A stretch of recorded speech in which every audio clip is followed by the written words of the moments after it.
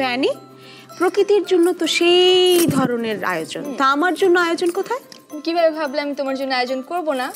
করেছো? যে খুব মজার একটা বড়া বানাও, সেটাই বানাবে। তোমার মনে আছে? হ্যাঁ, কেন মানে ওই যে থাকবে না? মুচমুচে পুঁই পালং। হ্যাঁ, সেটাই বানাবে তুমি আজকে। আমরা খাবো, তাই না? ঠিক আছে প্রকৃতি, আমরা তাহলে দেখে আসি কি কি উপকরণ লাগছে। দেখে নেই মুচমুচে পুঁই পালং তৈরি করতে কি কি উপকরণ লাগছে। মুচমুচে পুঁই পালং তৈরি করতে যে যে উপকরণ লাগছে: পুঁই ও পালং পাতা, বেসন, চালের গুঁড়া, আদা বাটা, রসুন বাটা, মরিচ গুঁড়া, হলুদ গুঁড়া, জিরা গুঁড়া, ডিম, লবণ ও পানি।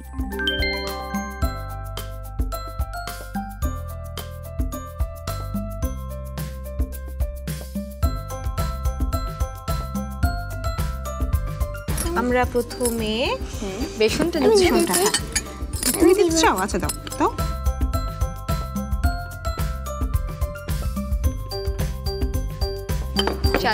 চালের গুঁড়ো দিই, এরপরে তারপর কি দিচ্ছ? আদা বাটা। হ্যাঁ,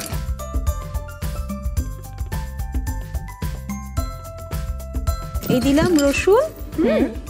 এরপর আমরা জিরা গুঁড়ো দিচ্ছি, তাই তো? তুমি দিতে চাও? দাও। বাহ, রেখে দেই, এবার এখানটাতে রাখো। আমরা একটু মরিচ গুঁড়ো দেবো। আমরা মরিচটা একটু যেহেতু প্রকৃতি খাবে আমরা কমই দিই না? কমই দিই। হ্যাঁ, হলুদ দিবে? হ্যাঁ, অল্প একটু দেবো। ঠিক আছে। এরপর দিবে লবণ, তাই তো? প্রকৃতি একটা চামচ দিবে মা?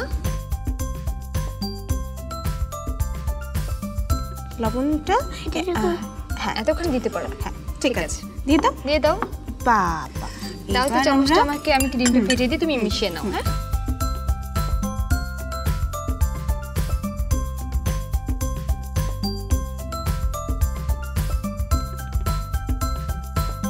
এবার আমরা একটু পানি দিই। আমার মনে হয় এতটুকু পানিতেই হবে। এবার হ্যাঁ, এইবার একটু মাকে দিতে হবে। হ্যাঁ, মা একটু নাড়ুক।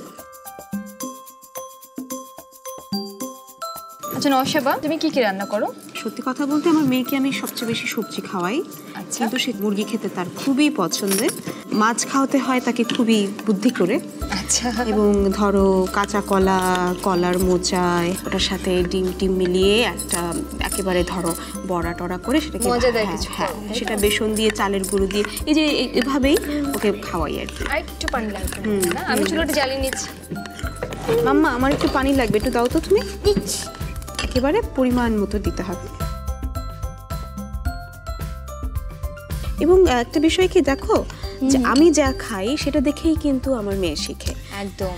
ও আমাকে একেবারে প্রথম থেকেই দেখছে যে আমি খেজুর খাচ্ছি, বাদাম খাচ্ছি, তো এটা না ও নিজে থেকেই ওর ইন্টারেস্ট গ্রো করছে। আমি কিন্তু কখনো ওর উপর কোনো কিছু চাপিয়ে দিই না।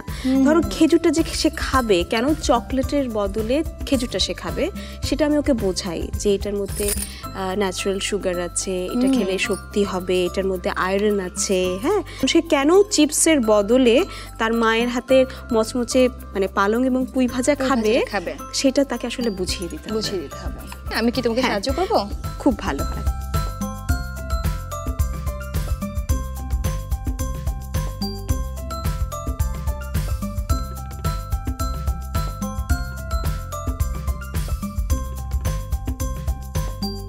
নওশাবা, বলো তো তোমার ছোটবেলায় কোনো মজার গল্প আছে কিনা, আমি শুনতে চাই। ছোটবেলায় যেটা হতো, আমার মায়ের মিষ্টি জাতীয় খাবার মানে দুর্দান্ত সে রাঁধে। দুর্দান্ত। আমার মায়ের যে কোনো ক্ষীর, যে কোনো যে স্নোবল, হ্যাঁ, পুডিং, মানে অসাধারণ হয়। আচ্ছা। যখনই যাই আয়োজন করি না আমরা কেন, সেটা হচ্ছে আমাদের পরিবারে প্রথমেই মাথায় রাখা হয় যে আমার শিশুটি কি খাবে। আচ্ছা।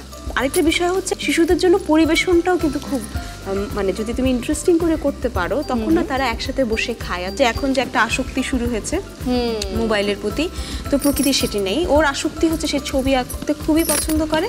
আচ্ছা। এবং সে বই পড়তেও খুব পছন্দ করে। তো সেটার জন্য আমি ওকে মানে একটা ছোট্ট করতালি দিতে চাই।